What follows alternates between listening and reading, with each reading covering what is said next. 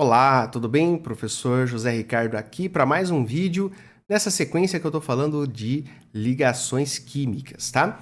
Nesse vídeo vai ser um vídeo que eu não gosto muito desse tema, porque é o seguinte, a ligação covalente coordenada ou a famosa ligação dativa, né, que é um termo mais antigo, ela é um pouco, sei lá, estranha, tá? Existe sim ligação covalente coordenada, antiga dativa, mas geralmente o que a gente encontra por aí de vídeos, de textos falando sobre, não é bem aquilo, tá? Vamos lá, eu vou explicar para vocês o que eu estou dizendo aqui, tá? Relembrando o que é ligação covalente, né? É uma ligação feita pelo compartilhamento de elétrons e os elétrons que são compartilhados são usados pelos dois átomos. Vamos olhar aqui um exemplo do SO2, né? Então aqui ó, tem o enxofre e os oxigênios. Se eu olhar, ó, né, representando aqui os elétrons amarelinhos do oxigênio e os verdinhos do enxofre. Para esse oxigênio, conta os 6 dele, originais, e mais 2 do enxofre, 8. Para esse enxofre, conta os 6 dele e mais 2 desse oxigênio, 8. E aqui conta para esse oxigênio os 6 dele, que estão em amarelo, mais esses 2 do enxofre, né? 8. Aqui, então, essa ligaçãozinha que está em verde está representando aqui ó, algo diferente. Porque o que seria a ligação covalente, né? Cada átomo entra com um elétron, eles formam um parzinho. Isso seria ligação covalente normal.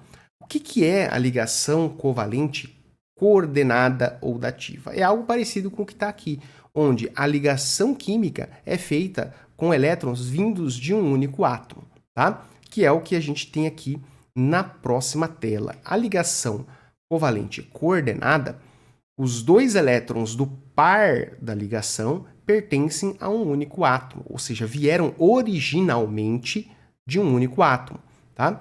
Aqui, então, representando novamente aquele exemplo que estava lá, nessa ligação eu tenho bolinha amarela com bolinha verde, uma veio de cada átomo, bolinha amarela com uma bolinha verde. Essa ligação dupla, então, né, são 4 pares, né, são 4 elétrons, 2 pares, então ligação dupla. Cada elétron veio de um átomo. Aqui, a gente estaria representando que a ligação foi feita com elétrons vindo apenas do enxofre, tá? Qual é o problema? E esse aqui é um exemplo que tem problema. Essa ligação é chamada de dativa, né? Essa ligação de dativa antigamente, né? Ou ligação coordenada, numa nomenclatura mais recente, tá? Ligação coordenada ou ligação dativa. Só que, efetivamente, essa ligação aqui, embora ela seja usada em muitos exemplos, e eu trouxe ela aqui, ela não é, essa aqui não é de origem realmente ligação coordenada. Então, a ligação coordenada, sim, ela existe.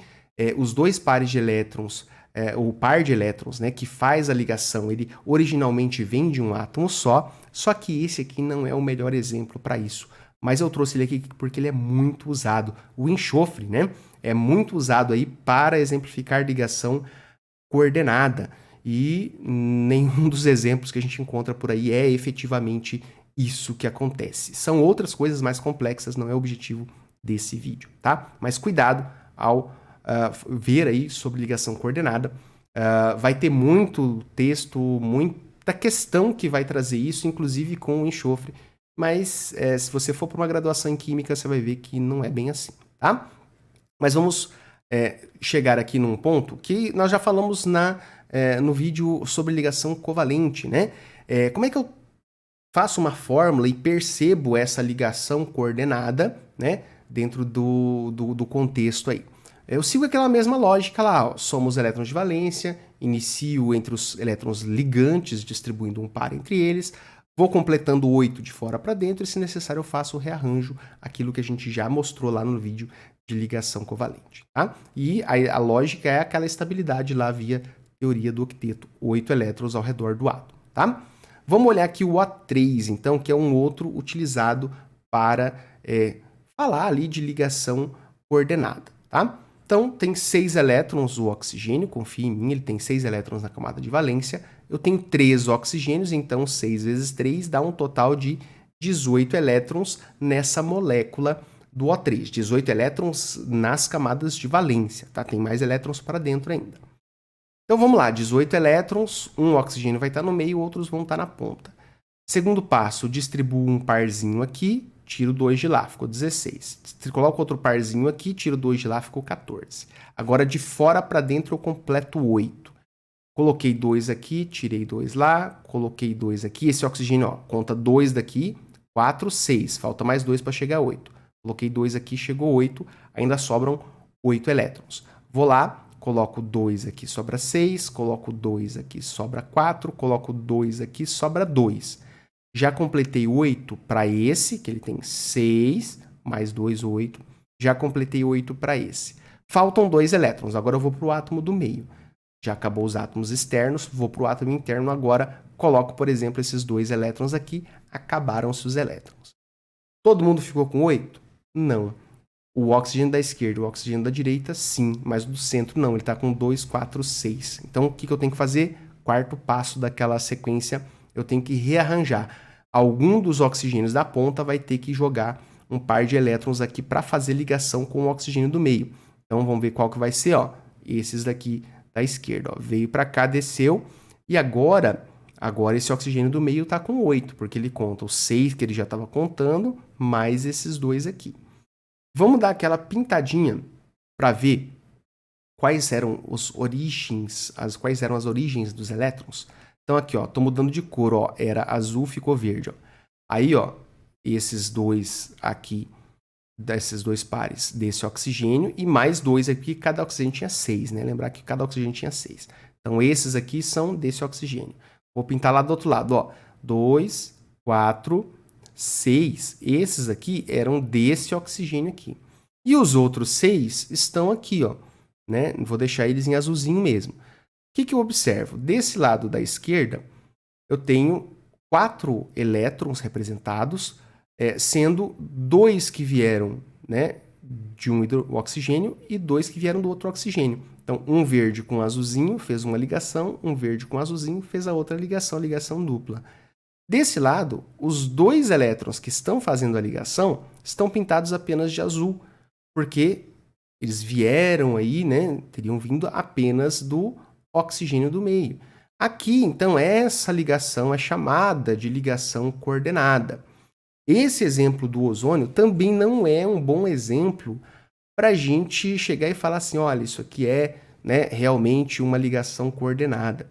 Mas você vai ver, como eu disse, você vai ver um monte de lugar falando isso, vai ver questões falando isso, tá? Por isso eu estou trazendo aqui, mas coloca uma aspas bem grande aí nesse exemplo aqui do SO2 e nesse exemplo aqui do O3, tá? Porque rigorosamente essa aí não é uma ligação coordenada, tá? Vamos lá, fórmula estrutural, então, como é que você vai ver representado aí. Então, cada traço eu troco por cada par, né, de elétrons eu troco por um traço. Era bastante comum, ainda é bastante comum, a gente ver essa ligação aqui que está pintada de uma cor diferente, a gente vê ela com uma seta, tá? A seta apontando do átomo que teria os 2 elétrons da ligação apontando para o outro. Como se assim, olha, eu tenho 2 elétrons, mas vou emprestar aqui para você. Então ficava uma setinha. Bastante comum a gente ver exercícios ainda com essa seta, tá? Mas não é recomendado ter essa seta mais. A gente pode ver só esse tipo de estrutura aqui, ou, né, como eu falei já anteriormente, cada parzinho de elétron que tem ali, cada átomo que fica, né, só em relação a um átomo, não fazendo a ligação química, pode ser substituído por um traço também. Embora é bastante comum a gente não enxergar esses traços externos aqui, apenas aqueles que ficam entre os átomos, tá? E como eu falei, essa ligação covalente coordenada, antigamente chamada de dativa, às vezes vai vir representada com uma seta, que já não é recomendada, assim como a palavra dativa, tá? Aqui então, vamos olhar agora, já que eu falei que esses 2 exemplos não são tão bons, quais são os exemplos bons então, professor? Vamos pegar o primeiro exemplo aqui, ó, onde eu tenho água e essa espécie H+, que ele é um hidrogênio que perdeu o seu elétron. O hidrogênio, quando vai formar uma ligação química, ele não tem a tendência de perder o elétron, porque ele só tem um, ele quer ficar com 2. Então, ele geralmente faz uma ligação química para tentar ter mais um elétron. E aí, o problema é quando ele já está fazendo uma ligação química, e de repente essa ligação química é quebrada. Dependendo de a quem o hidrogênio esteja ligado, ele perde o elétron dele, ele sai sem o elétron. Então, se ele tinha um próton e um elétron, perdeu o elétron, ele fica só um próton, fica só positivo. E isso não é muito estável, não é nada estável, tá? Ele tende, então, a se ligar a alguma coisa que tenha elétrons disponíveis para ele, porque ele está carente, ele queria ter 2 e ele está sem nenhum. Então ele tem que chegar perto de alguma coisa que possa ter 2 elétrons para dar para ele, que é o caso da água. Porque na água o oxigênio está sobrando elétrons ali para ele, e esses elétrons do oxigênio podem, né, satisfazer aí o hidrogênio. E isso acontece, forma esse H3O+, que a gente chama de íon hidrônio.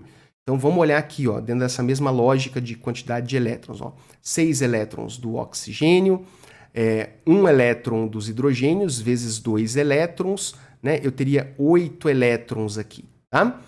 Porque esse cara veio sem elétrons. Por que você multiplicou por 2, professor, e não por 3? Porque esse cara está sem elétrons. Eu só contei os elétrons desses hidrogênios aqui, tá? Esse aqui veio sem nenhum. Então são 8 elétrons de valência, 6 do oxigênio, 2 desses hidrogênios aqui, porque esse perdeu o dele. Então aqui, ó, se eu pegar o H2O, se eu fosse fazer só a da água, né? Seria só aqui, ó, H na parte externa, O na parte central.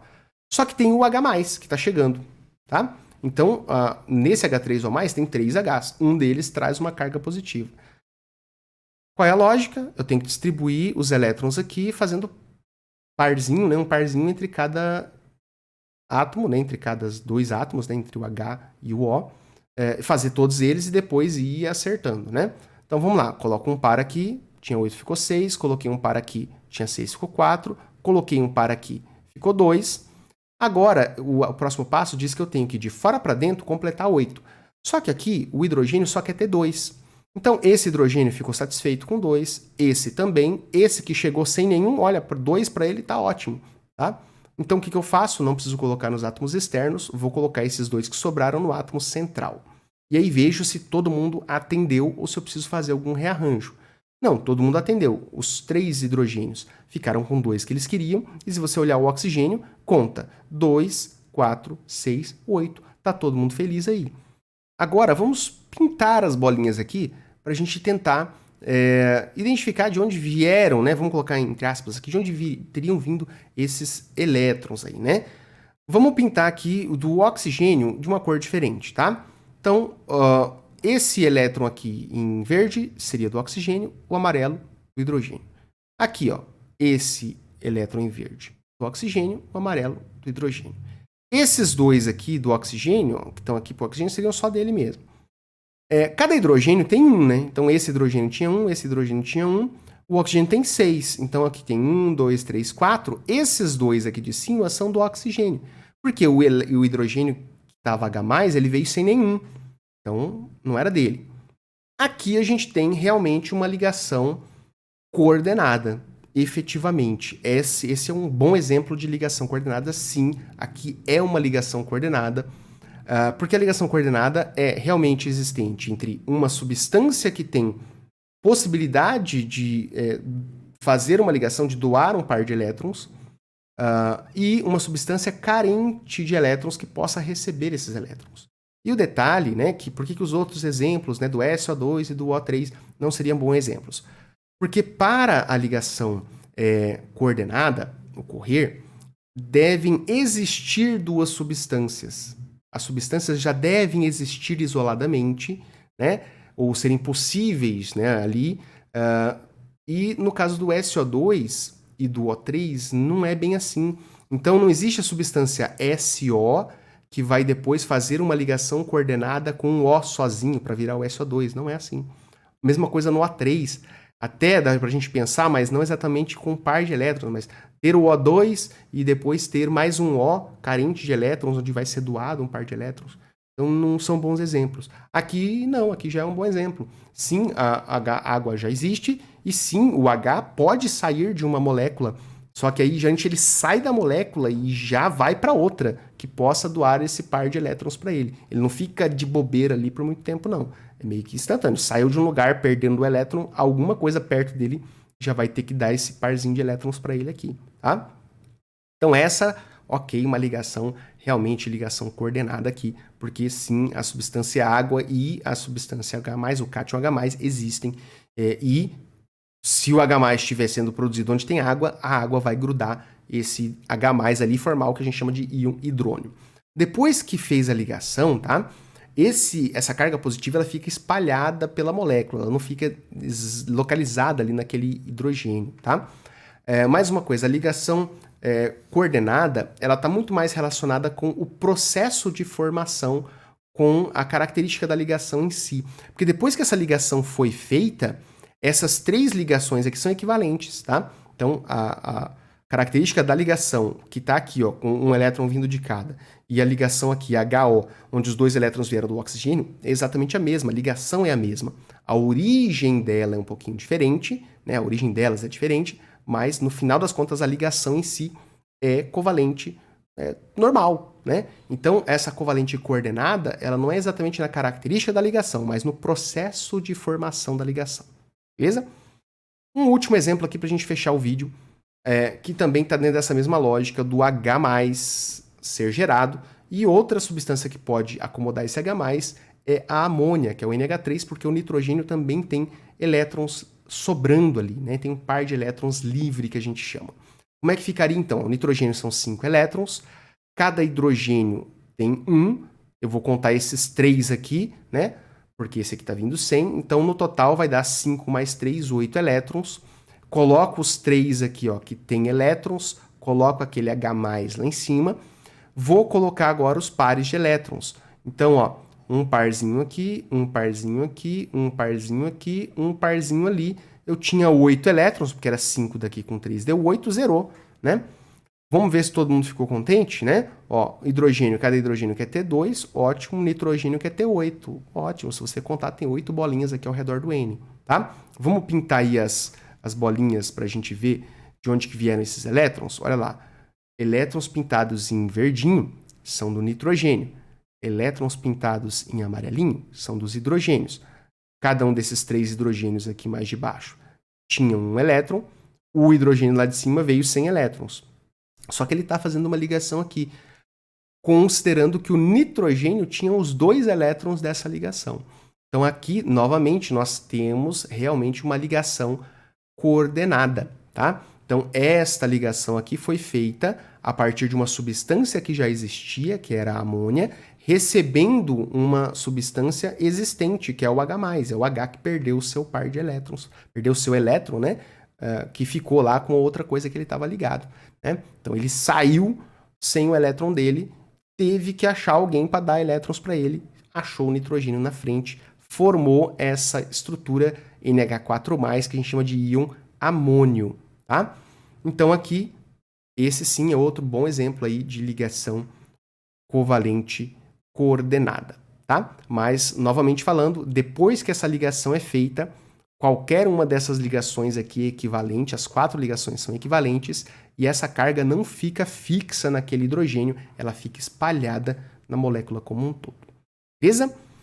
Era isso então meu vídeo sobre ligação coordenada, reforçando aí de que há alguns equívocos que você vai encontrar aí pela rede, mas, ou infelizmente, sei lá, a gente tem isso aí e muitos exercícios ainda caem abordando esses exemplos mais equivocados.